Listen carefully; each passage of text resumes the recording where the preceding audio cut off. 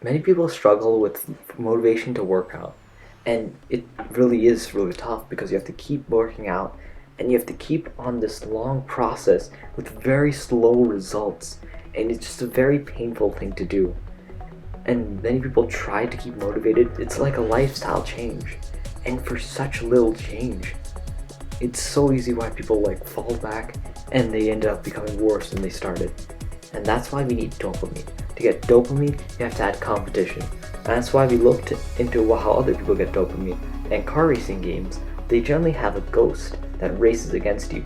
And you keep on working to become better. And when you become better and you eventually beat this ghost, you feel really good. It keeps you hooked onto these games. And if this works, it's because it's the whole thing that's used in car racing games. We want to mimic it and build it ourselves. So we have a fully featured login, and you can log in as a new user or create an account. So right now you can see our homepage. It has the last run data, our average speed, so you can see your progress has improved, and basically your average speed and your data stuff. As you can see, you can click on new run location. As you go to new run location, it pulls up our map and we can start walking. So I'm just going to do a small dash.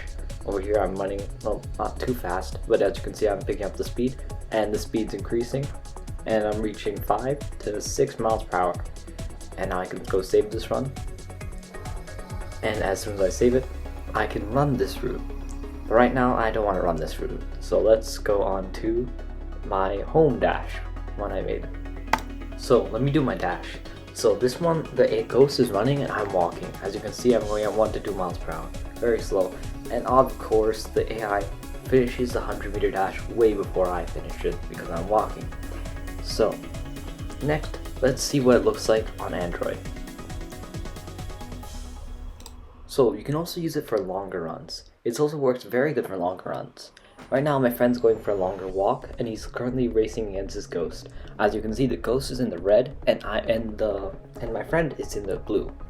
So yeah, team race.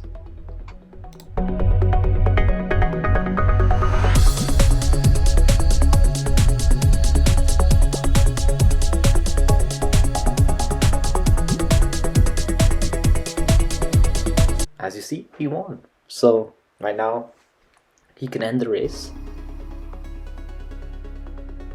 and now he comes back to the home screen. As you can see, you have different data for different people, and because it's all stored on Cloud Firestore, as well as authentication, and basically separates data for users. So let's say my friend, he has his own sub-collection and collection of data where he can store all of this information. So let's say I move on to an iPhone 14, which is probably a bad idea. You basically get all the information and you don't have to lose all your information. You keep on going. And as well as for my friend, he can log onto my account on his phone and we can switch and go back and forth.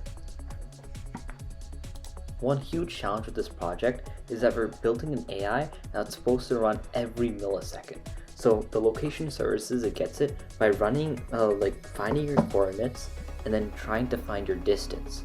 Doing that all and like basically running distance formula, and as well as you have to adjust for the like circumference of the earth and with the location given, like with coordinates. So first you have to get the distance apart, then you have to convert distance into like speed.